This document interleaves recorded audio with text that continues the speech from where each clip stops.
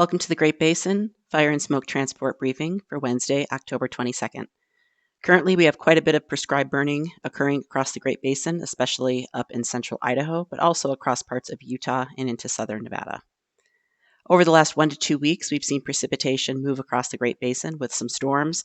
Some areas have seen above normal precipitation up in Idaho, Wyoming, and parts of central areas of the Great Basin, and even over southern areas over the last 2 weeks. We have had some drier spots over parts of western Idaho into northwest Nevada and even parts of Utah.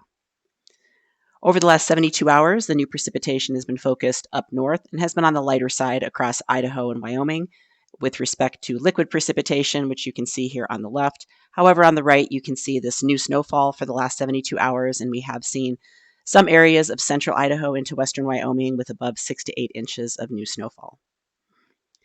The current snowpack is above normal across the area. However, with respect to this time of year, that is still fairly light amounts, but the highest amounts are generally up north across Idaho and Wyoming with respect to what's actually on the ground. Looking at our satellite image from this morning, we have an area of low pressure moving into the southern California coast, and this is generating quite a bit of cloudiness and some shower activity over the southern half of Nevada. This will continue pushing eastward with the main focus today being precipitation over the southern half of the region and still generally on the lighter side. Otherwise, ridging continues to dominate the rest of the Great Basin up north with generally sunny skies this morning. Looking at our weather pattern for later today, you can see the area of low pressure moves into Southern California, again with the bulk of the moisture over the southern half of the region. Much of this across northern Nevada and Utah will be in the form of cloud cover, with the main precipitation over the southern half of Nevada into parts of southern Utah. Looking at our ventilation index, we have generally lighter winds, so we will see poor dispersion in most areas. The only exception will be near this area of low pressure over parts of southern Nevada, southern Utah, and the Arizona Strip, where winds will be kicked up a bit, where we will see some gusts in the 20s. Otherwise, mixing heights remain high over southern areas and lower up north.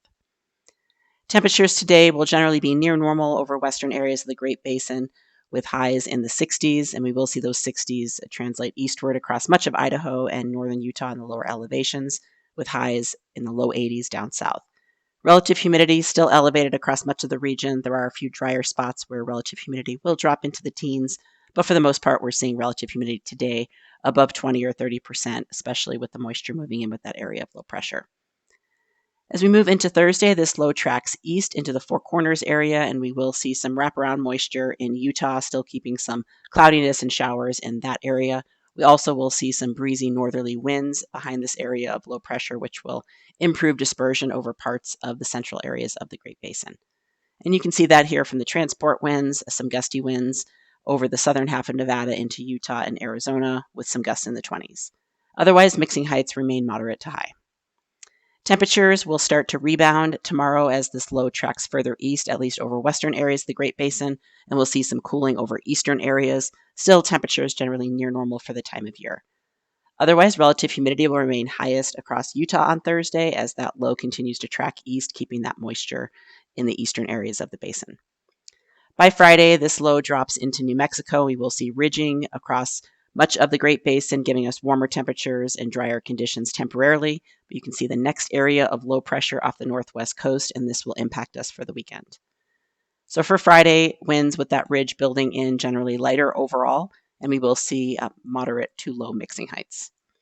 Temperatures will increase a bit more as that ridge moves in, but still just a degree or so above normal for the time of year, so a little bit more warming on the western side of the Great Basin. Otherwise, relative humidity similar to what we'll see on Thursday.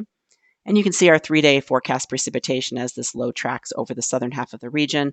Generally light amounts of precipitation in parts of Nevada into the southern half to 2/3 of Utah and into the Arizona Strip. The heaviest amounts will be in the higher terrain of Utah, but we're still looking at amounts generally less than about a ½ inch. Some of the heavier precipitation over eastern Utah will move into Colorado. As we move into the weekend, this is where the next storm really starts to impact the region. We will see gusty winds ahead of this storm before the moisture moves in on Saturday, and we will see that moisture moving in generally over the northern half of the region.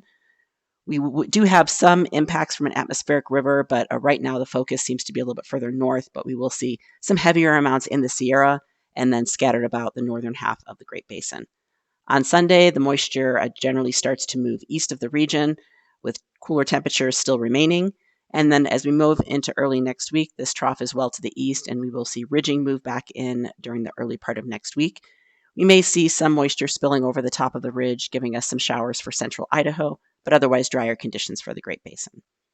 And you can see the moisture for this weekend mainly targeted over the northern half of the region, especially in the central Idaho mountains and parts of the northern Sierra, where we could see above a half or 3/4 of an inch of precipitation. And with this cooling, with the trough moving in, we will see new snowfall again in the higher terrain, so we could see above 6 inches in some locations. Going into the early part of next week, the main threat will be across the northern half of the region and generally very light precipitation with any moisture spilling over the top of the ridge. Otherwise, dry conditions continue over the southern half of the region. And you can see the 7-day total precip, what's down south, which will what will occur today into tomorrow, and then up north into the weekend and early next week. The 8 to 14-day outlook from October 29th through November 4th shows warmer conditions and generally drier conditions for the Great Basin. But as we move into the early part of November, the next trough of low pressure may move into the Pacific Northwest, giving us some better chances of moisture for northern and possibly western areas. That concludes the webcast for today. Check back on Friday for the latest updates.